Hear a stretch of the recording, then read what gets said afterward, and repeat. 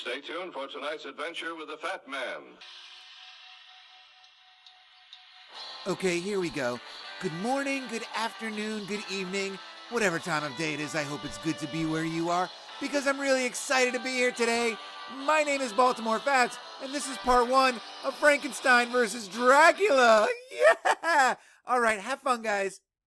All right, so now that Monk Lewis has redirected me, we're just going to dive right into this one, which starts by taking a closer look at Mary Shelley's Frankenstein, which I speculate could have been a planted story, a seed nurtured by the Royal Society and its lieutenants, like the Philosophical Breakfast Club, to help ease Gen Pop along on the unnaturally philosophical journey of science and education that they intended to send us on because of how ubiquitous Frankenstein's monster is in our society today.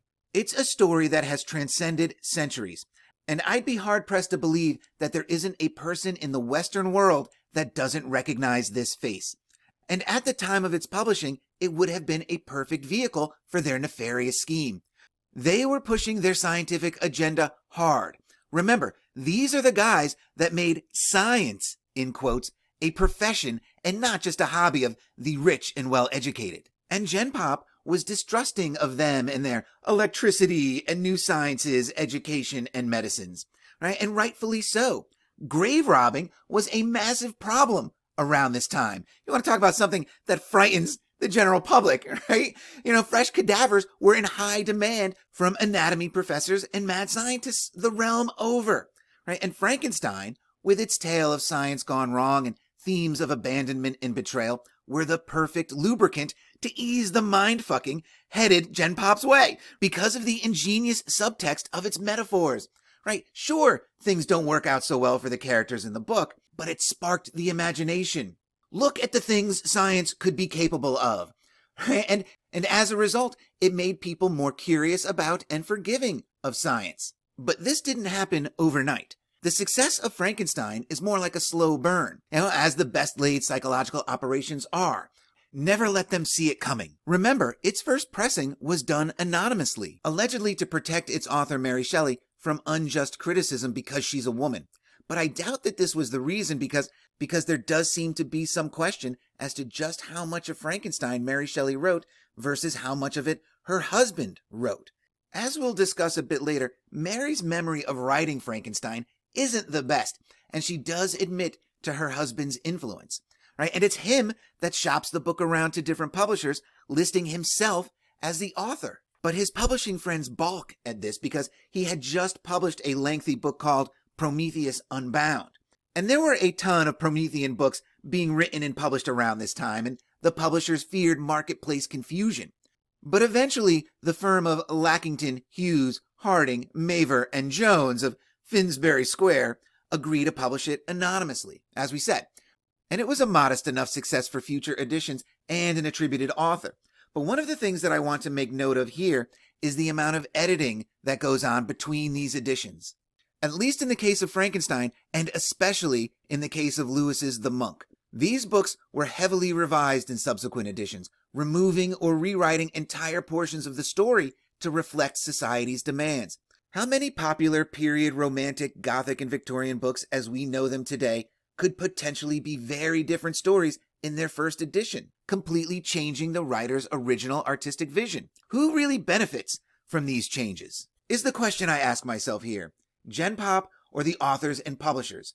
But I'm digressing with all of this. All right, so Frankenstein is released in 1818, and as I said, it's a modest success, and it's out there. But its popularity doesn't take off until it's adopted for the stage in 1823, when it was performed 37 times In a row? at the English Opera House during their summer season. And it was a production arranged by one Richard Brinsley Peake. And it's this play that creates a sensation out of Frankenstein. Or, more to the point, Frankenstein's monster, who was played by an actor named Thomas Potter Cook, who performed the part over 350 times during his career. And Boris Karloff thought he had it bad.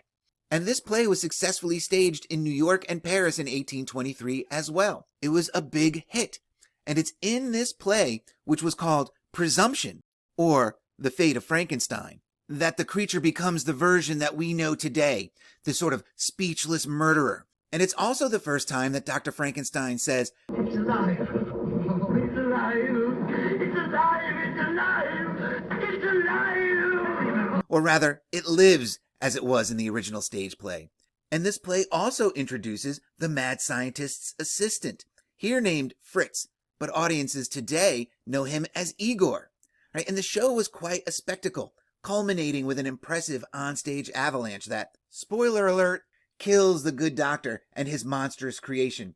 Or is that kills the monstrous doctor and his good creation? Regardless, the play goes on to be a staple of the London theater district for the next 25 years, leaving an indelible impression on audiences, fueling a popularity that continues to this day, with a new movie adaptation on the horizon.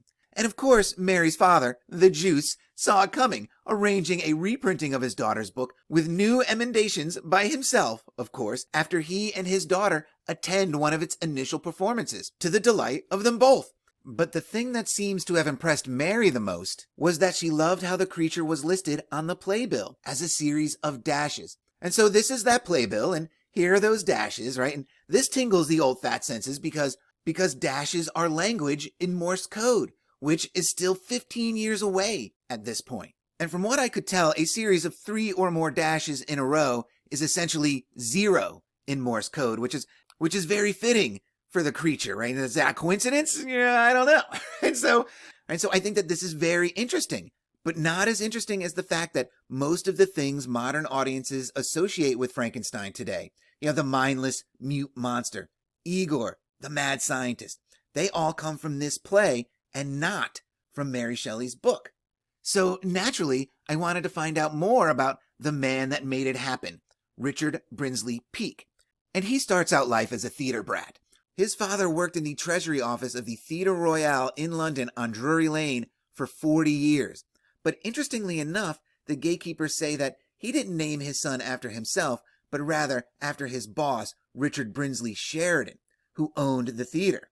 And Richard Brinsley Sheridan was also a noted playwright in his own right, and he briefly served as secretary to the Navy under George III and one of the many Lords Grenville, which is amazing. And he was born on a Dorset Street in Dublin, right? You think this guy is coded into the Mud City story?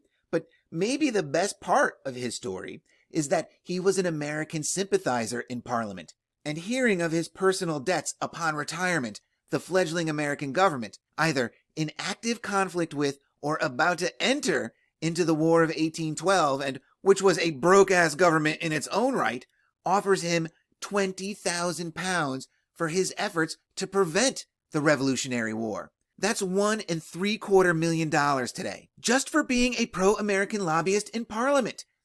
Makes me wonder if any of the other pro-American members of Parliament were offered such lucrative kickbacks. But even broke, Sheridan refuses the money.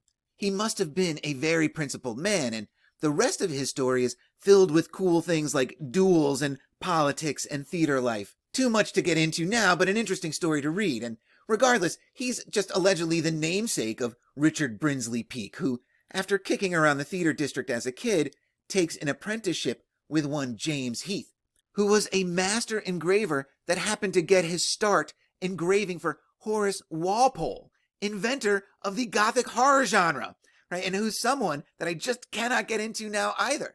And Heath ends his career as historical engraver to the throne. He engraves historical events for the crown, does he? Who knows how much of the Hanoverian visual history he's responsible for? And I'm sure young Richard picked up lots of visual thinking from Mr. Heath that he put to good use in his productions like Presumption.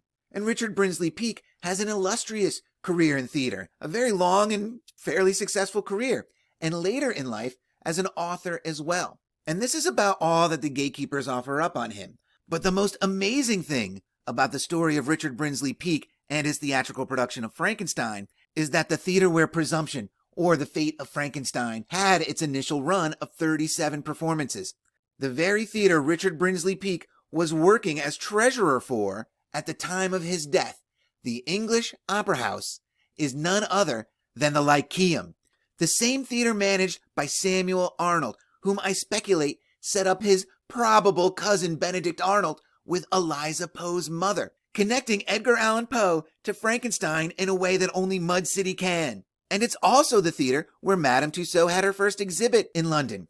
Talk about Charlieing things together. This is just crazy, right? And it gets crazier because Mary Shelley's Frankenstein's monster wasn't the only hideous creature born out of that year without a summer, that dreary stay near Lake Geneva that the Shelleys and Lord Byron shared. As well known as that story is, what's lesser known is that there were at least 2 other writers there that summer. One was Matthew Lewis, author of The Monk, and that's how he jumped his way into this story. And he was a bit older than the others, so I'm sure he was a massive influence on the youngins present. And the other writer present was John Polidori, who at the time was Lord Byron's personal traveling physician. See, Gordo was a sickly sort. He suffered from alcoholism and various eating disorders and who knows what else, and he appears to have been an opium addict, so it seems that it was a sort of concession to his family that if he were going to go travel abroad the way that he wanted to, that he needed to bring a doctor along with him. And so Dr. John Polidori was recommended by a mutual friend, and off they went. And Polidori, of course, has an interesting backstory. Being of Italian descent, his family hails from Tuscany, and he has ties to Pisa and Turin. And his father, Gaetano Polidori, who in no way resembles an aging Jack Keeler, the dude's landlord, whom the gatekeepers have also cast in the much more important role of Athanasius Kircher. And he was a successful writer and translator, of course, right? He translates Milton's Paradise Lost, and here we go again with Walpole, his Castle of Otranto, which is the first Gothic horror novel, right? He translates them into Italian. And he actually has a printing press all his own, which I find very interesting, and is also a harbinger of things to come. How common was this? But regardless, Polidori is afforded the best education and upbringing, and he jumps at the chance to go on the road with the greatest English poet of the era, where he is very much present during the visit paid to Lord Byron by the Shelleys. And this is where the story starts to take off for me, because the most remarkable thing about this is that Polidori is the author of The Vampire, first published by the firm Sherwood, Neely, and Jones. Right, so we have some more Sherwood coding in here. Right?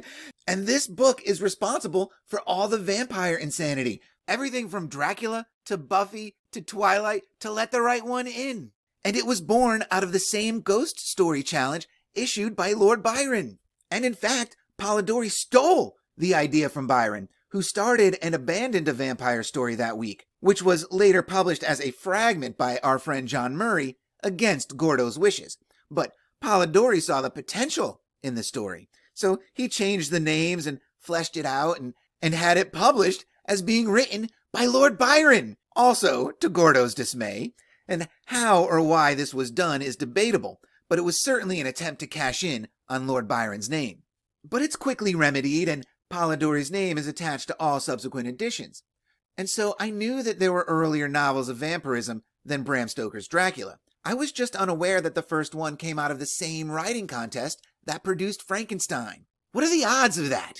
Why isn't this more widely known? I like to think that I know more than the average bear about the horror genre, but I have to change that thinking because this little fact slipped by me. Which is odd because it's no secret. The information is out there. It's just not as widely shared a story. And I have to wonder why that is. Mary Shelley even neglects to mention that Polidori was there in her introduction to Frankenstein that popularizes the ghost story. And so to me, this is an obfuscation tactic meant to distance the two iconic monsters. Because, again, what are the odds that two of the most bankable horror monsters came out of the same contest? It's just too coincidental, too incredible.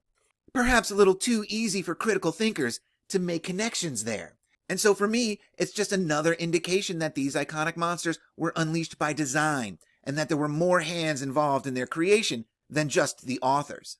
Especially with how this story charlies around our boy Polidori here.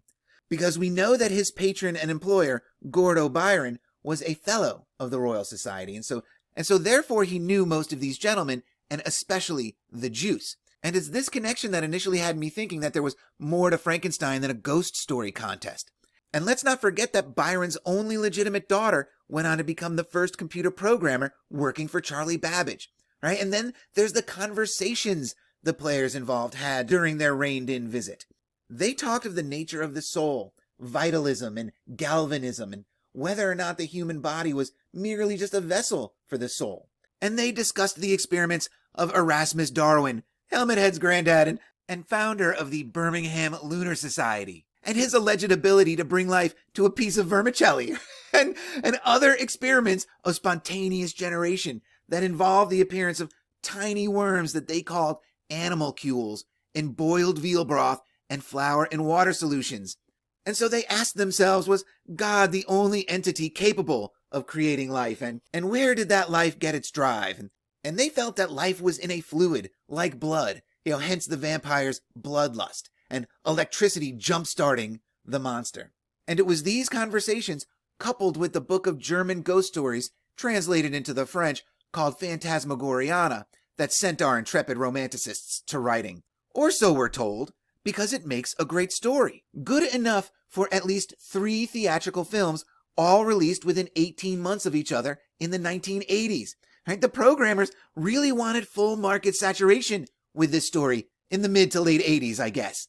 So the question I have is, how much of this story is pure marketing to hide the intentions of our nefarious friends in the Royal Society and their publishing arm? And this idea gets a boost from our new friend John Polidori, whose other friendships outside of this little circle could reveal why John Boy's vampire story is rarely mentioned in the same breath with the contest that created Frankenstein.